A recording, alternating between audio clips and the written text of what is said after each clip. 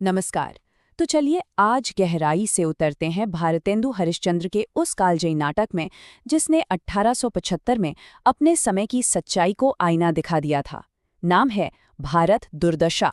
और यह सिर्फ एक नाटक नहीं है बल्कि एक बहुत ही शक्तिशाली प्रतीकात्मक त्रासदी है जो बड़ी बेबाकी से ये सवाल पूछती है कि आखिर एक महान राष्ट्र का पतन होता कैसे है। नाटक खुलता ही एक योगी के इस दर्द भरे गीत से है। हा हा, भारत दुर्दशा न देखी जाए। बस यही एक पंक्ति पूरे नाटक की आत्मा है। ये वो बुनियाद है जिस पर हम उस गहरी पीड़ा की इमारत को परत दर परत खड़ा होते हुए देखेंगे। तो इस विश्लेषण के सफर में हम कहाँ जाएंगे? सबसे पहले हम अतीत के उस विलाप को सुनेंगे, फिर देखेंगे कि भारत की दुर्दशा का चित्रण कैसे किया गया है।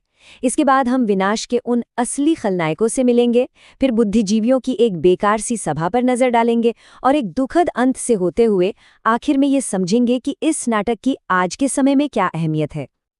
तो नाटक की शुरुआत होती है एक घूमते हुए योगी के गीत से। कोई कहानी नहीं, कोई किरदार नहीं, बस एक गीत। और ये गीत सीधे सीधे उस फाक को दिखाता है जो भारत के गौरवशाली अतीत और उसके दयनीय वर्तमान के बीच खिंच चुकी है। योगी का गीत एक सीधी तुलना करता है।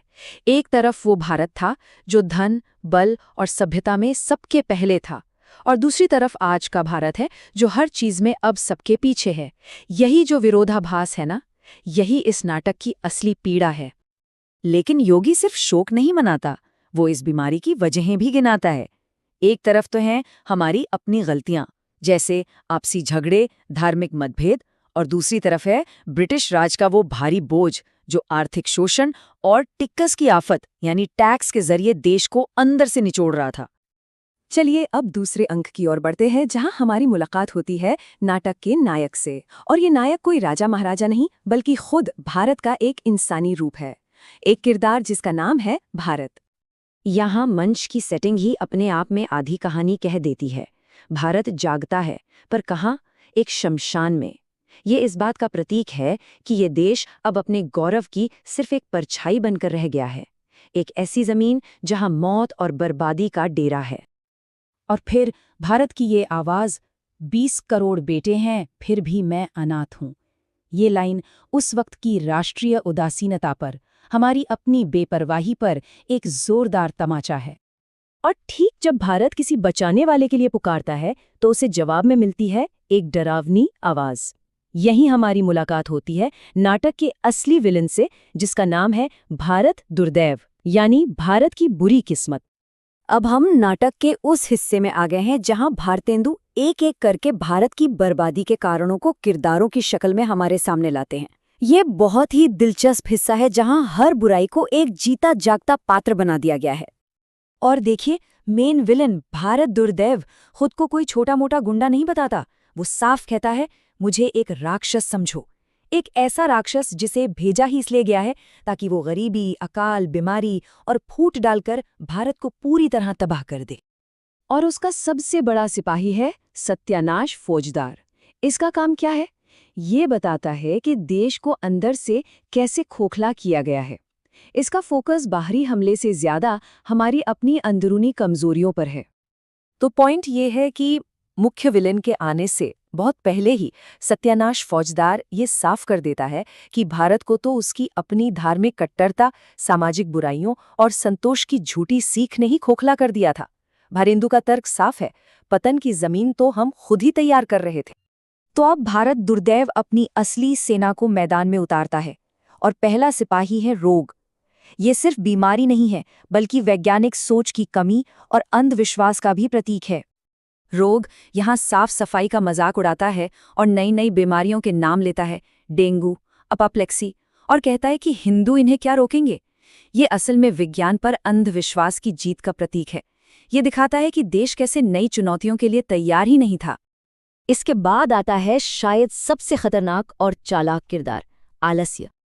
और कमाल की बात देखिए, आलस्य अपना फलसफा एक मजेदार गजल में सुनाता है। वो मेहनत न करने को एक बहुत बड़ी खूबी बनाकर पेश करता है, और अजगर करे न चाकरी, पंछी करे न काम जैसी कहावतों से ये बताता है कि ये आलस हमारी संस्कृति में कितना गहरा बैठ चुका है। अगला विलन है मदिरा यानी शराब। और वो कोई बुरी चीज बनकर नहीं आती, बल्कि बड़ी सोफिस्टिकेशन के साथ खुद को सभ्यता का एक जरूरी हिस्सा बताती है। मदिरा बड़ी चालाकी से कहती है कि अगर सरकार मेरी सुने तो सबसे ज्यादा टैक्स शराब पर ही लगा दे, क्योंकि मैं तो सबको प्यारी हूं और इससे सरकार का खजाना भी भरता है। ये सीधे सीधे उस औपनिवेशिक नीति पर हमला है जो मुनाफे के लिए शराब को बढ़ावा दे रही थी। और फिर आता है आखिरी विलन, जो ताबूत में आखिरी कील ठोकने आता है। वो है अंधकार। ये सिर्फ रात का अंधेरा नहीं है, ये अज्ञानता का, बेवकूफ़ी का अंधेरा है। इसके आते ही समझ लीजिए ज्ञान, तर्क और उम्मीद की सारी रोशनी खत्म हो जाती है। लेकिन कहानी के दुखद अंत से ठीक पहले भारतेंदु एक जबरदस्त पॉलिटिकल सटायर का सीन लाते हैं। ये एक मीटिंग है उन लोगों की जो खुद को देश का उद्धारकर्ता समझते हैं। और इनके सॉल्यूशंस देखिए। एक कहता है औरतें पर्दे के पीछे से चूड़ियां चमकाएंगी, दूसरा कहता है भाषण की तोप चलाएंगे। ये पूरी तरह से एक मजाक है जो दिखाता है कि उस वक्त के पढ़े लिखे लोग असलियत से कितने कटे हुए थे। उनकी सबसे बड़ी चिंता देश बचाना नहीं, अंग्रेजों को नाराज ना करना है। और इस पूरी नौटंकी का अंत कैसे होता है? डिसलॉयल्टी नाम का एक पुलिस वाला आता है और सबको गिरफ्तार कर लेता है। मतलब कुछ करने की कोशिश भी करोगे, चाहे वो कितना ही बेवकूफाना क्यों न हो, तुम्हें कुचल दिया जाएगा। यही थी उस दौर की हकीकत। अब हम पहुंचते हैं नाटक के आखिरी और सबसे दिल दहला देने वाले अंक में। यहाँ उम्मीद की एक आखिरी किरण जागेगी, सिर्फ हमेशा के लिए बुझ जाने के लिए। यहाँ एक नया किरदार आता है, भारत भाग्य। ये कौन है? ये देश की किस्मत है, उसका सुनहरा अतीत है, उसकी संभावनाएं हैं, और वो बेहोश पड़े भारत को जगाने की जबरदस्त कोशिश करता है। वो पहले उसे जगाने की कोशिश करता है, उसका गौरवशाली अतीत याद दिलाता है, बताता है कि देखो अंग्रेजी राज में नए मौके भी हैं, नई शिक्षा है, उठो। पर भारत नहीं उठता। और तब भारत भाग्य वो लाइन कहता है जो इस नाटक का सार है, जो जानबूझकर सोता है उसे कौन जगा सकेगा।